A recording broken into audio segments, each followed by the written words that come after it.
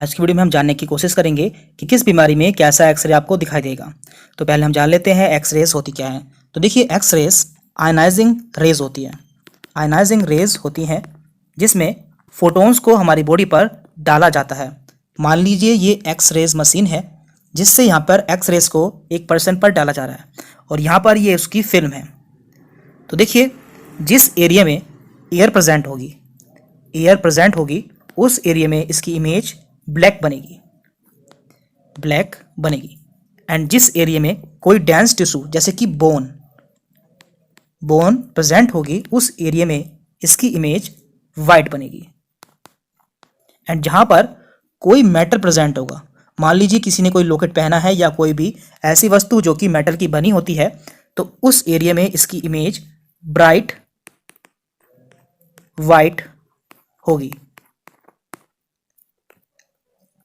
तो देखिए, यहाँ पे मान लीजिए किसी बच्चे ने किसी सिक्के को निगल लिया है, तो यहाँ पे जो इमेज बनी है वो बनी है ब्राइट वाइट इमेज। इसे आप देखते ही पहचान सकते हैं कि ये कोई मेटल है।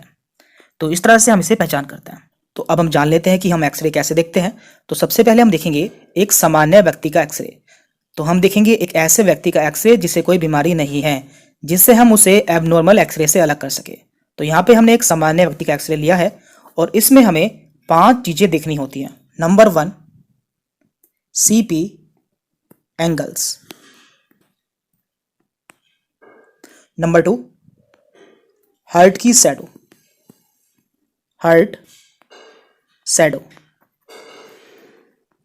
Number 3, lung fields. Number 4, trachea. And number 5, gas bubble. तो हम देख लेते हैं। तो देखिए, सबसे पहले हम देखते हैं सीपी एंगल्स। तो देखिए, आप जो नीचे देख पा रहे हैं ये नुकीले से उभार, इन्हें हम कहते हैं सीपी एंगल्स। तो ये सामान्य व्यक्ति में हमेशा क्लियर एंड नुकीले होने चाहिए। तो इस तरह से आप देख सकते हैं कि हमेशा ये क्लियर एंड नुकीले होते हैं। नंबर 2, हमें देखना होता है हार्ट की शैडो, यानी कि हमारे दिल की परछाई। तो आप देख पा रहे हैं यहाँ पे ये है दिल की या हार्ट की परछाई। तो देखिए, इस पूरे एरिया की 50% होनी चाहिए। 50% होनी चाहिए। अगर इससे ज्यादा होती है तो उसे हम कहते हैं कार्डियोमिगेली, यानी कि इस पर्सन का हार्ट का साइज बढ़ चुका है। एंड नंबर 3 है लंग फिल्ड, यानी कि ब्रोंकोवैस्कुलर मार्किंग्स। तो देखिए, लंग्स में कुछ वैस्कुलर मार्किंग्स पाई जाती हैं, जैसे कि आप देख पा रहे हैं यहाँ पे हल्की हल्की सी आपको नलिकाएं देखने को मिल रही हैं। तो ये एक सामान्य लंग्स के एक्सरे में देखने को मिलेंगी। नंबर 4, ट्रेकिया या फिर विंड पाइप। तो देखिए, यहाँ पर हमारी ऊपर ट्रेकिया पाई जाती है और एक सामान्य एक्सरे में ये हल्की सी राइट साइड में घूमी रहती है। एंड नंबर 5 है गैस बबल्स। तो आप जानते हैं हमारे एब्डोमेन में गैस पाई जाती है, तो इसलिए यहाँ पे जो इसका अपर एब्डोमेन है, इसके लेफ्ट साइड में आपको कुछ गैस के बबल देखने को मिलेंगे, जो कि एक सामान्य कंडीशन है। लेकिन यदि आपको ये बबल्स इसके राइट साइड में देखने को मिले तो यहाँ पे पक्का कोई ना कोई एबनॉर्मलिटी या फिर परफोरेशन है। तो आपको ये सभी पॉइंट्स किसी एक्सरे में देखने होते हैं। तो अब हम देख लेते हैं कुछ बीमारियां। तो देखिए, ये पहला एक्सरे है, ये है प्लूरल इफ्यूजन। इसे हाइड्रोथोरेक्स भी कहते हैं। इसमें प्लूरल कैविटी में फ्लूइड भर जाता है, जैसे कि वाटर, ब्लड या फिर पस। जितने एरिया में फ्लूइड होता है वो पूरा एरिया वाइट हो जाता है। तो हमने आपको बताया था कि लंग्स में नीचे की तरफ दोनों साइड में सीपी एंगल्स पाए जाते हैं। तो आप यहाँ पे देख पा रहे हैं कि इसका एक तरफ का सीपी एंगल पूरी तरह से गायब हो गया है, जबकि एक तरफ का सीपी एंगल हमें हल्का हल्का दिखाई दे रहा है, यानी कि इसके राइट साइड में पूरी तरह से पानी भर चुका है। तो हो सकता है वाटर हो, पस हो या फिर ब्लड हो। और आपको एक चीज और ध्यान रखनी है, प्लूरल इफ्यूजन में ऊपरी शैडो हमेशा इसकी कॉनकेव होती है, कॉनकेव या फिर गोलाकार होती है। अब हम देखते हैं दूसरी प्रॉब्लम जो कि है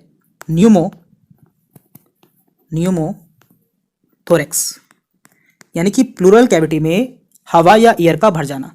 तो हमने बताया था जहां भी एयर होती है वहां पर एक्सरे की इमेज ब्लैक बनती है। तो देखिए किसी एक्सरे में हम 5 चीजें देखते हैं। हमने आपको बताया था नंबर 1 सीपी एंगल्स। तो देखिए यहाँ पे सीपी एंगल्स इसके बिल्कुल नॉर्मल है।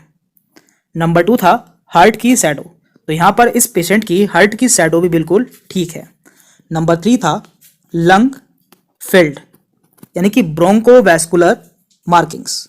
तो आप देख पा रहे हैं ये इसकी राइट साइड है एंड ये इसकी लेफ्ट साइड है।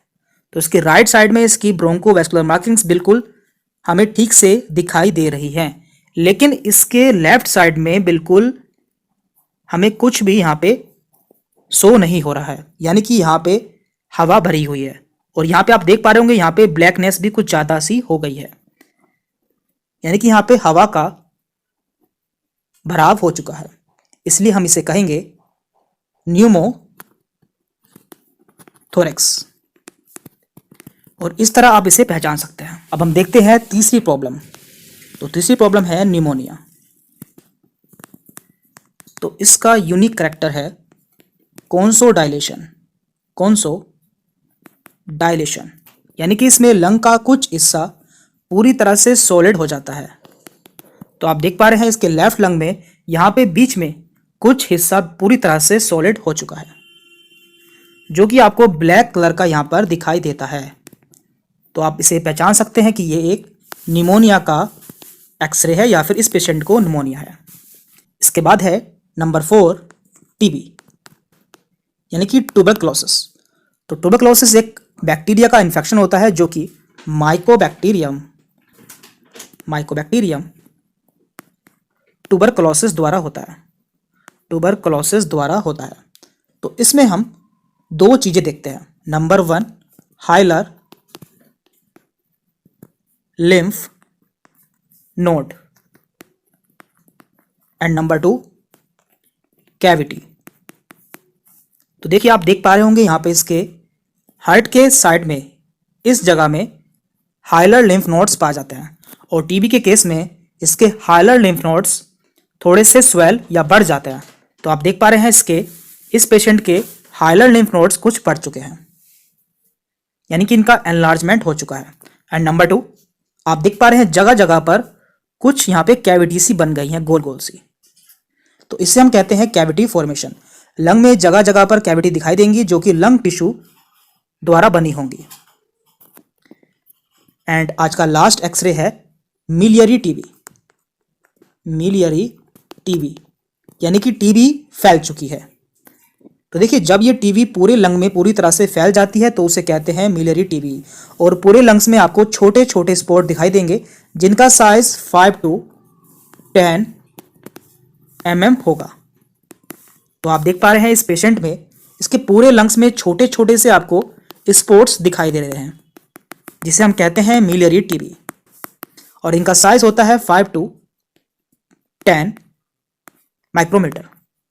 तो इस तरह से आप इन 5 एक्सरे को पहचान सकते हैं। तो इस वीडियो में हमने कुछ बीमारी देखी हैं और इससे अगली वीडियो में भी हम कुछ प्रॉब्लम देखेंगे।